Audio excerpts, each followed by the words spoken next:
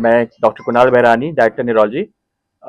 मेरी team doctor Rishika, doctor Praveen, doctor Gurpreet, हम सभी मिलके आपको धन्यवाद देना चाहते हैं ताकि आप अपने कीमती वक्त में एक एक हमारे जो मुहिम हमने चालू किया उस पर आप शामिल हो सकें। जैसा सर ने बताया, डॉक्टर नवनीत छाबड़ा ने, कि हम लोगों ने अपने बेरिंगो एशिया हॉस्पिटल फरीदाबाद में कई फर्स्ट क्लिनिक्स पहले भी हमने इसका इसका व्यापन किया है, जैसे स्ट्रोक क्लिनिक है, वर्टिगो क्लिनिक है। उसी के कंटिन्यूएशन में आज हम लोग एक डेडिकेटेड कॉम्प्रिहेंसिव स्ट्रोक क्लिनिक एक का स्टार्ट कर रहे हैं। हम लोग ये रीजन्स फर्स्ट है। अ, जैसे हमने बताया डेडिकेटेड एंड कॉम्प्रिहेंसिव इसीलिए क्योंकि अंडर वन रूफ, एक ही छत के अंदर अ, हमारी जो सर्विसेज होंगी वो न्यूरोलॉजिस्ट, जरूरत पड़ने पे साइकोलॉजिस्ट, साइकेट्रिस्ट, कुछ पेन स्पेशलिस्ट कभी कभी हमें जरूरत पड़ती है, ताकि कई ऐसे पेशेंट्स जो हेडेक्स के होते हैं, जैसे आंकड़ों में जैसे अभी हमने बताया कि 52% मतलब 52% वर्ल्ड वाइड पॉपुलेशन ऐसी है जिनको कभी ना कभी अपने लाइफ टाइम में हेडेक्स की प्रॉब्लम रहती है।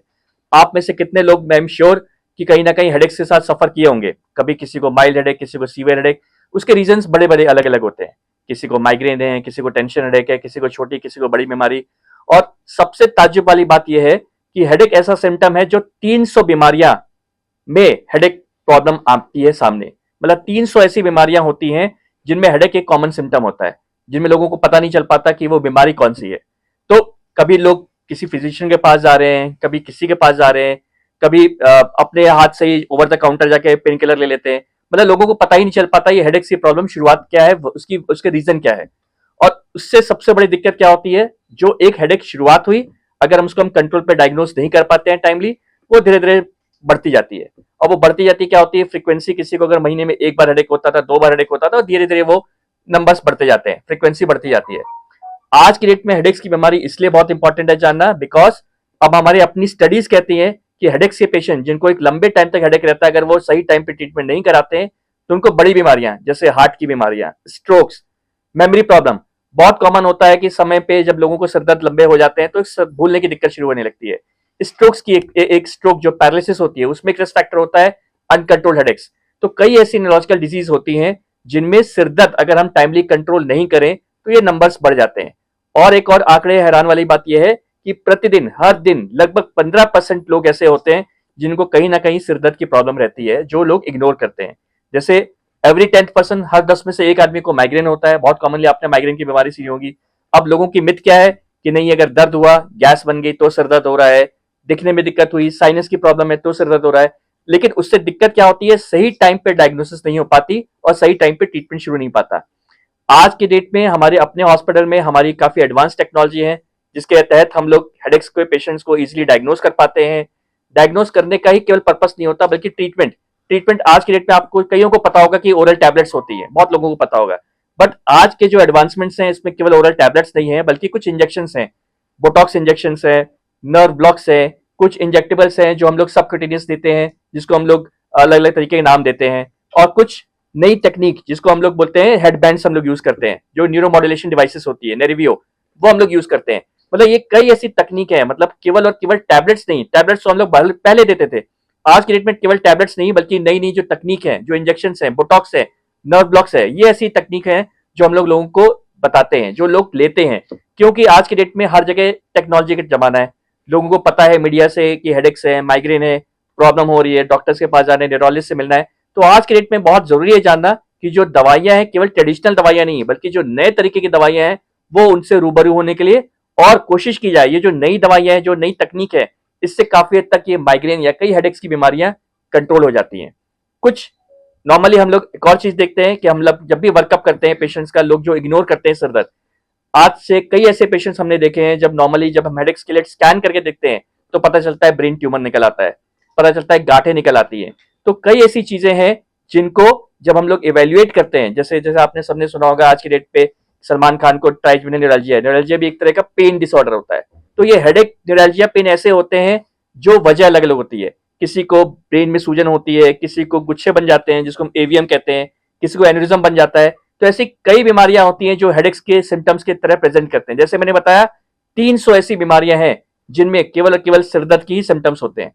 तो अब उन 300 बीमारियों को डायग्नोस करने के लिए हम लोग स्पेशली हेडेक क्लिनिक को लॉन्च किया है, ताकि सही समय पे डायग्नोसिस हो सके, सही समय पे ट्रीटमेंट हो सके। हमारा यही एक उद्देश्य है। देखिए, हम लोग हमेशा कहते हैं new onset headache. New onset मतलब किसी को सिरदर्द की बीमारी कभी नहीं रही, अचानक से सिरदर्द शुरू हो गया, और वो ऐसा सिरदर्द जो कभी लाइफ टाइम में नहीं हुआ, इतना तेज, जिसको हम थंडर क्लैप हेडेक होते हैं।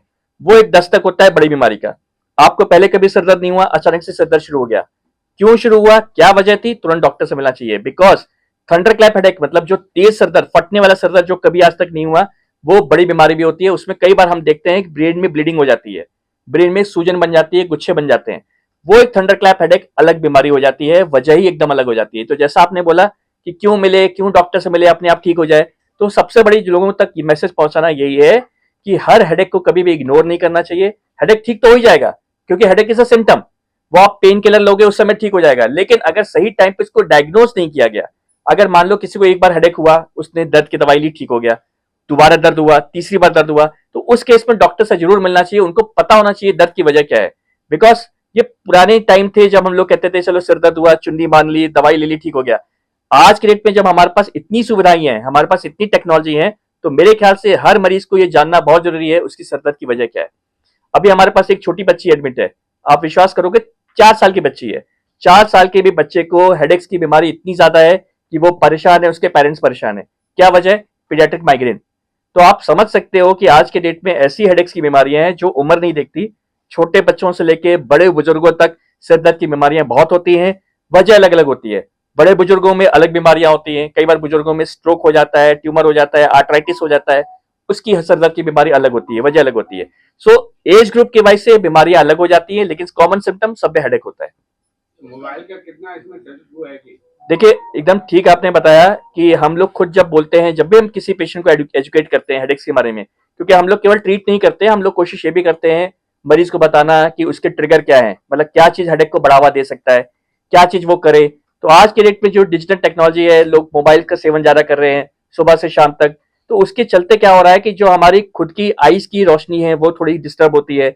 जो हमारी रेस है, खासकर ब्लू रेस, वो सिरदर्द की बढ़ावा देते हैं, क्योंकि उसके जो नॉर्मल हार्मोन, मेलाटोनिन हार्मोन, वो कम हो जाते हैं, जिसकी वजह से स्लीप प्रॉब्लम्स होने लगती है।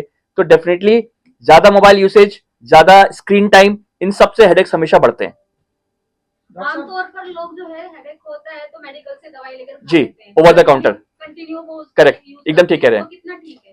देखिए, बहुत गलत धारणा है लोगों की जो ओवर द काउंटर टैबलेट्स ले रहे हैं, और उस पर आप रोक भी नहीं सकते, बिकॉज उस पर कहीं भी सरकार का रोक भी नहीं है। प्रॉब्लम एक ही चीज है कि ओवर द काउंटर जितनी आप टैबलेट खाओगे, उसको कहते हैं मेडिकेशन ओवर यूज हेडेक। मतलब आप अपने आप को ज्यादा टैबलेट्स ले रहे हो, मतलब विदाउट नोइंग द रीजन, आपको रीजन नहीं पता, आपने ओवर मेडिकेट करने लगे, तो वो मेडिकेशन ओवर यूज हेडेक हो जाता है। उससे क्या होता है, वो एक तरह से एडिक्शन बन जाता है। आप देखो, टैबलेट्स खा रहे हैं, खा रहे हैं, खा रहे हैं, वो आप फिर छोड़ भी नहीं पाते उसको। वो सबसे ज्यादा नुकसान है। तो इसीलिए ओवर द काउंटर कभी भी बिना वजह के टैबलेट लेने से नुकसान और ज्यादा होता है, क्योंकि एक तरह से प्राइमरी बीमारी आपको पता नहीं है, दूसरी एक नई बीमारी आप ओवर मेडिकेट कर रहे हो, और उसकी वजह से मेडिकेशन ओवर यूज हेडेक होने लगता है। वो कभी नहीं करना चाहिए। ये जो हेडेक की जो दवाइयाँ होती है, ये शरीर पे किसी और अंग पे भी नुकसान पहुंचाती है? देखिए, जो हमारी जो कॉमन प्रोफाइलेक्टिक मेडिकेशंस होती हैं, जो आमतौर पे हम यूज करते हैं, वो कभी भी नुकसान नहीं पहुंचाती। नुकसान पहुंचाती है डेफिनेटली जो ओवर द काउंटर ड्रग होती हैं, जो पेन किलर्स होती हैं, जो लोग सालों साल खा रहे हैं। आप विश्वास मानोगे, लोग ऐसे भी पेशेंट्स आते हैं जो जो हम लोग देखते हैं, जो महीने, डेली, प्रतिदिन पेन किलर्स खा रहे हैं और सालों से खा रहे हैं। उनको नहीं पता कि उनके साथ क्या नुकसान हो रहा है, लेकिन जब हम लोग टेस्ट करके पता चलते हैं, वो धीरे धीरे डैमेज करती है। सो कभी भी over the counter pain killers तो सेवन करना ही नहीं चाहिए। डॉक्टर साहब, पहले ऐसा भी देखा गया था कि जैसे पुरानी प्रचलित जो जी। दवा थी, एनासिन सेरेडॉन, जी, किसी ने एक टाइम ले ली, उसको एकदम 2 ठीक कह रहे हैं। 2 साल तक हुआ ही नहीं, एकदम ठीक कह रहे हैं। एक बार तो आराम आ गया, जी, हो सकता है 2 साल तक नहीं हुआ। जी। ये क्या? देखिए, और सर एक टाइम के बाद पता लगता है कि सेरिडॉन बैन हो गई, जी। एनासिन बैन हो गई, तो जी। वो क्या cause देखिए, रहता है? आज के डेट में कुछ ऐसी दवाइयां हैं जो सरकार जिसपे कंट्रोल कर रही है, क्योंकि कुछ दवाइयां नार्कोटिक्स में आती हैं, तो उसको हमें कंट्रोल करना पड़ता है, बिकॉज वो एडिक्टिव बन जाती हैं, वो एडिक्शन की तरफ हो जाती हैं। कभी ओकेजनल हेडेक, जैसे मैंने आपने पूछा भी कि किसी को कभी हुआ हेडेक, उसने टैबलेट ली, खराब हो, ठीक हो गया, उसके बाद कभी हुआ ही नहीं। एपिसोडिक हेडेक ठीक है, आपने टैबलेट ली, काम चल जाएगा, कोई दिक्कत नहीं है। लेकिन फिर से बाद में हेडेक्स होना शुरू हो गए और वो हेडेक उनके निरंतर बढ़ रहे हैं, तो कंसर्न वाली बात होती है। देखिए, कभी ओकेजनल, जैसे मैंने बताया ना, 52% वर्ल्ड वाइड लोगों को सिरदर्द की बीमारी रहती है। तो उनको मतलब ये नहीं कि उनको सिरदर्द डेली हो रहा है, सिर दर्द 52% में लोगों को कभी हुआ, कभी ठीक हो गया, कभी हुआ, कभी ठीक हो गया, वो अलग बात है। उसमें भी कोशिश एक ठीक तरीके से डायग्नोज नहीं हो पाया। यस यस, सो सबसे इंपॉर्टेंट ये होती है कि हमें, हमारा हेडेक क्लिनिक का पर्पस ही यही है कि सही टाइम पे पेशेंट को डायग्नोज कर पाना और सही टाइम पे उसको ट्रीटमेंट स्टार्ट कर पाना। डॉक्टर, जैसे हमारे साथी ने बताया था कि मोबाइल से भी हो जाता है, जैसे कई लोग अल्कोहल भी लेते हैं जी और हैंगओवर हो जाता है, सुबह वो जी। क्या करें, डिस्प्लिन की डाल के ले लिया। ले जी लिया, जी। तो उस कंडीशन में क्या होगा? देखिए ऐसा होता है कि डेफिनेटली जब आप अल्कोहल का सेवन करते हो तो एक तरह से जो हैंगओवर हेडेक जिसको हम कहते हैं, आदमी टैबलेट लेके काम भी चल जाता है, लेकिन लोगों को अक्सर ये पता नहीं होता, कई बार अल्कोहल और टैबलेट आपस में नुकसान भी करती है। कुछ ऐसी दवाइयां होती हैं जो अल्कोहल के मरीजों को लेनी नहीं चाहिए, ठीक है, तो लोग अक्सर ले जरूर लेते हैं, फायदा भी उस समय कर जाता है, लेकिन कभी कभी नुकसान भी पड़ सकती है। तो डेफिनेटली ऐसी दवाइयां होती हैं जो लोग अक्सर सेवन कर लेते हैं, घर पे रखते हैं, लेकिन हाँ उस समय तो आराम दे देगी, लेकिन रेगुलर अल्कोहल का यूसेज से और रेगुलर अल्कोहल के यूज होने के बाद जो हेडेक्स होते हैं वो कोशिश करनी चाहिए, लोगों को पता होना चाहिए, उसको कट डाउन करना है। बिकॉज उसको अवेयरनेस नहीं करे और सीधा जो है इलाज के लिए या उसके, यही मैं कह रहा करने के लिए हूँ, जरूर जाना चाहिए, क्योंकि एटलीस्ट आपको जब पता है कि अल्कोहल होने के बाद से, पीने के बाद से सिर दर्द हो रहा है, लोगों को डेली हो रहा है, कई लोग ऐसे भी होते हैं, तो उनको पता नहीं होता कि अल्कोहल अपने में एक ट्रिगर करता है सिर दर्द को, ठीक है, जो हम उसको हर बार ये नहीं कहते अरे सिर दर्द के बाद अल्कोहल लेने के बाद हमें हैंगओवर हेडेक हुआ, बिकॉज अल्कोहल अपने में एक माइग्रेन जो बीमारी होती है सिर दर्द की, उसको ट्रिगर करता है। तो इसमें हमें ये भी पता होना चाहिए, कई ट्रिगर फैक्टर हैं, जैसे आज के टाइम पे इतनी धूप है, गर्मियां है, सीजन है, कई बार सीजनल वेरिएशन से सिर दर्द बढ़ जाते हैं लोगों के, तो कई ऐसे ट्रिगर होते हैं जो लोगों के सिर दर्द को बढ़ा देते हैं। डॉक्टर, कई बार ऐसा होता है कि बीमारी थोड़ी होती है, लेकिन जब वो हॉस्पिटल में आता है तो उसको बिल ऐसे बढ़ा देते हैं। जी, तो उस समय आपका क्या रुख रहेगा कि जब भी कोई आएगा तो उसका ट्रीटमेंट? देखिए इसका मैं आपको एक ही चीज बताऊंगा कि जैसा आपने बताया बिल बढ़ जाते हैं, उसका सबसे बड़ा रीजन ये होता है कि पेशेंट सही जगह नहीं पहुंच पाता, ठीक है, अगर इसीलिए जो डेडिकेटेड क्लिनिक्स इसलिए बनाई गई हैं ताकि सही डॉक्टर से सही टाइम पे, हमारे इंडिया कंट्री में वी आर ब्लेस्ड कि हमारे एक इंडियन कंट्री में हम लोग सुपर स्पेशलिटी डॉक्टर्स को, चाहे वो न्यूरोलॉजिस्ट हो, कार्डियोलॉजिस्ट हो, सेम दिन भी दिखा सकता है। बाहर की कंट्री, हम जितने ब्लेस्ड हैं, बाहर की कंट्रीज की पॉपुलेशन उतने ब्लेस्ड नहीं है। बाहर की कंट्रीज में आपको पता हो 6-6 महीने वेटिंग होती है, 8-8 महीने वेटिंग होती है। सो सही टाइम पे जो क्लिनिक्स पे अगर आप पहुंचोगे, सही डॉक्टर से मिलोगे, तो जांचें भी एक लिमिटेड हो सकती हैं। आपको पता है कि भाई यहाँ का सिर दर्द की बीमारी है, हमें पता है कि मेशिश को ये प्रॉब्लम हो सकती है, हम उसी एंगल पे जांच करेंगे, 10 जांचें हम भी नहीं करेंगे। तो इसका एक ही इलाज है कि जो बीमारी का सिम्टम्स है आप सही डॉक्टर से मिलो। जांचों से जो सिर दर्द ज्यादा हो रहा है, जी जी जी, जांचों के जो खर्चे होते हैं ना, इससे सिर दर्द। देखिए ऐसा है, सही टाइम पे अगर आप जांच करा लो तो आगे लंबी जांचें भी नहीं होंगी, इसका मैं यही बताऊंगा। अस्पताल में बहुत सारे लोग इलाज कराने आते हैं जी वैसे इलाज ठीक हो जाता है उनका, जी। जैसे भी इलाज में आता है फिर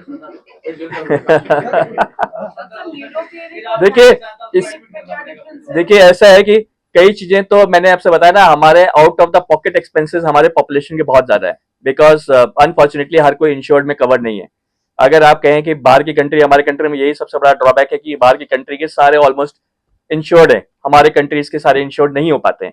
तो डेफिनेटली हर चीज पे तो देखो हम सिरदर्द पे गोलियां नहीं दे सकते, बिल पे भी हम गोली नहीं दे सकते, लेकिन यस उस नौबत ना पहुंचे तो मेरे ख्याल से सही टाइम पे इलाज कराने से उस नौबत पे पहुंचेंगे भी नहीं। न्यूरो क्लिनिक और हेडेक क्लिनिक में क्या डिफरेंस? देखिए न्यूरो क्लिनिक तो एक बड़ा बेसिक होगी, ठीक है, वो हर हॉस्पिटल न्यूरो क्लिनिक चलती है वहां पे। हेडेक क्लिनिक में ये है कि स्पेशली हम लोग उसी मरीज को, हेडेक पेशेंट्स को ही हम कैटर कर रहे हैं। तो हमारी अपनी टीम होती है हेडेक क्लिनिक में, जैसे मैं न्यूरोलॉजिस्ट, हमारी टीम है, साइकोलॉजिस्ट है, हमें जरूरत पड़ती है साइकेट्रिस्ट की, कभी कभी हमें कभी कभी इंटरवेंशनिस्ट की जरूरत पड़ती है, कभी कभी सिरदर्द की वजह जो है ब्रेन में गुच्छे भी हो जाते हैं। तो हमारी जो टीम वर्क है ना, वो एक होती है जब एक क्लिनिक हम लोग रन करते हैं, तो केवल और केवल उसमें एक बंदे का रोल नहीं होता, कई डॉक्टर्स मिलकर करते हैं। यस, सारी टीम स्पेशलाइज्ड होती है जी। सर कुछ लोग चाय को भी कारगर मानते हैं जी कि आपने देखा होगा कि हेडेक हो रहा है चाय बना देते जी। हैं, तो उससे कहां तक कारगर आप देखिए कभी कभी ना मैं लोगों को यही कहता हूँ कि चाय कॉफी उस समय तो आराम दे देती है, बट हमेशा जो ब्लैक चीजें होती हैं, चाहे वो टी हो, कॉफी हो, कोल्ड ड्रिंक्स हो, ये हमेशा सिरदर्द आगे टाइम पे बढ़ाती है।